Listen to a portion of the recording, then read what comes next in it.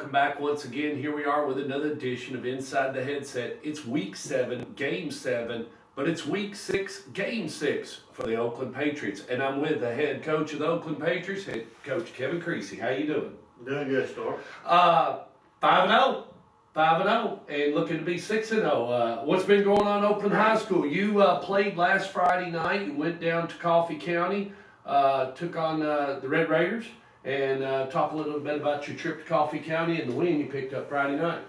Yep, I got to go down there to a stadium that's been around for a while. It's pretty neat environment, and we did some good things offensively, defensively. But our special teams were, what stood out the most. I thought it was pretty cool. We had a block field goal to hang on to our shutout. And not only did we block it, but Quantes Parks, a senior who, has an ACL tear, just braced it up. Didn't have time to have surgery his senior year. So he just braced it up, and he's out there playing on it. And he scoops it up and goes like 82 yards for a touchdown. Wow. It was pretty awesome. And, like I said, that was his first time he got to touch the ball this year. He got hurt in the preseason, but we're real proud that he's getting to play. Yeah. He's a real tough kid, and like I said, braced it up. Started every game but one for us last year. So to lose a guy like him would have been pretty detrimental. But he's fighting through it. Came back the Blackman week and played a little bit and playing a little bit more every week. So you mentioned him and everything. How's your quarterback play, Matthews? How's he getting settled in? I mean, because after this, then you've got Haywood, after Friday night, and then you've got 4 left because we're going to hit the runway. But how's Brendan Matthews playing? Yeah, Brendan, he had 2 touchdown passes. He ran for a touchdown. He did really well. I think he had 1 incompletion and then 1 drop. But besides that, he had a solid night. We didn't throw it a tremendous amount. We got a lead, and we kind of, sat on our lead a little bit, got some JV guys in, got some younger guys in, played a couple more quarterbacks besides Brendan. Good. We're just lucky enough to be up and ready to get off the field and come back home without anybody injured.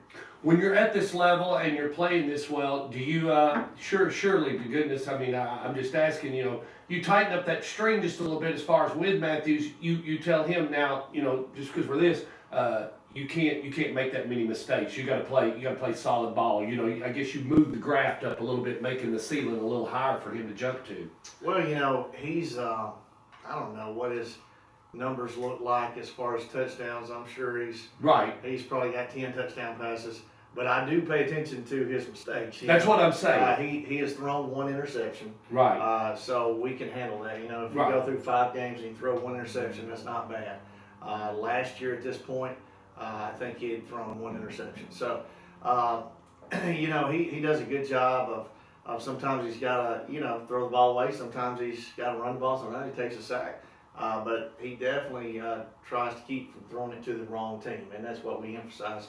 Ball security, make sure, at the snap from under center, we had a lot of issues with that last year. That seems to be pretty much resolved. And then, of course, we want to do a good job of taking care of the ball when we are running or throwing. As a coach there, you mentioned something that's kind of intriguing. If you do have a problem or a situation like that, what is the Creasyism? In other words, if we're having a bad communication, how do you break that down with kids? Because it may happen to you later on, but if you could talk the fans through it, and that is, we got a center and a quarterback not communicating, and it's evident in a game. What do you do when you come back in? Let's just say anything with any typical kids. It's Monday. You've seen, let's say the kids had 4 bad snaps on a Friday night. What is your Creasyism? What would you go through to try to? Well, you're trying to find out, whose fault it was. Yeah. Last year. And that's bad to say for a kid, but we've got to pinpoint it. Well, and last start year, for example, we'd have a few issues like that, and we'd be like, whose fault was it in the center? Would be like the quarterback's, and then the quarterback would blame it on the center, And the funny thing is that we had a fumbled snap center quarterback exchange in the preseason, and I went to both of them at the same time, and I was like, whose fault was it? That's what I want to know. Whose fault was the fumble? And both of them, Thomas Holman was our center, and Brendan was our quarterback. Both of them said, it was my fault. So, that says a little bit about taking ownership. Now, Right. of course, I don't know if it was both of them's fault or not, but a lot of times on film you can kind of see whose fault it was.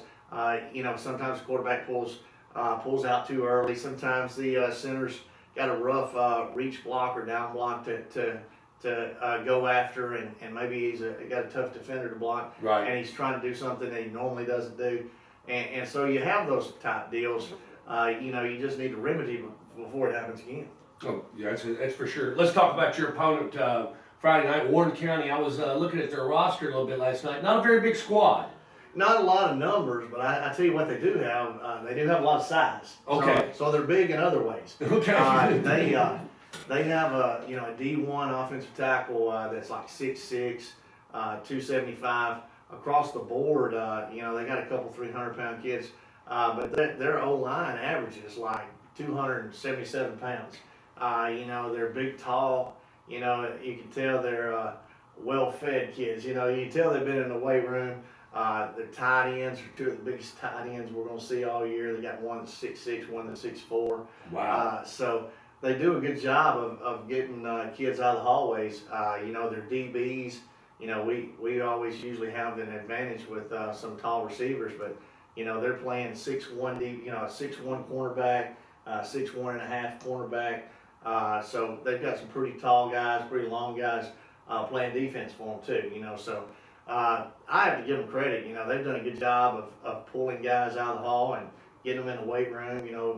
Getting them thickened up and getting them ready for this district that we play in. Kicking wise, are they going to be okay? They're pretty good at punting and kicking. Well, we hope to get them in some punting situations and find out. We had a lot of success last year.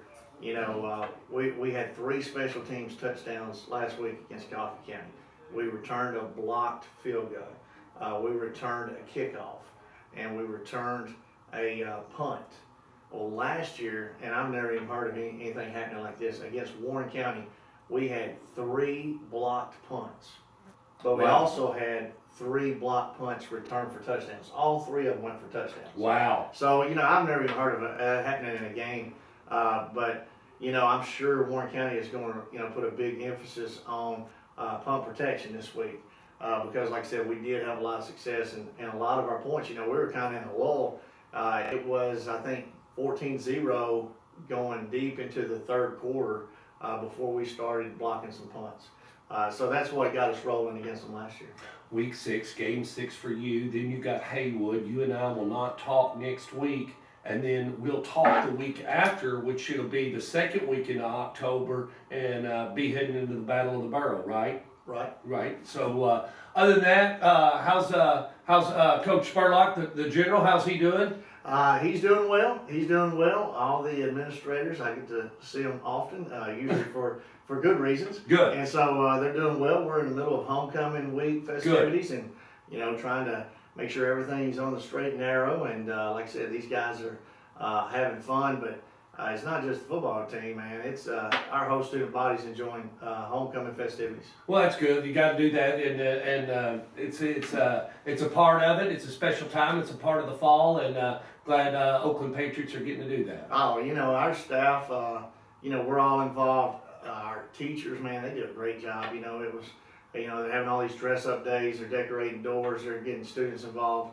They've even got me. I'm refereeing a big class tournament kickball game coming Okay, up. good. So, we're all participating, and that's what you That's gotta something have. different. I've heard of the old powder puff deal, but Now, we've got kickball. that going too. They Okay. don't want me reffing that. Okay.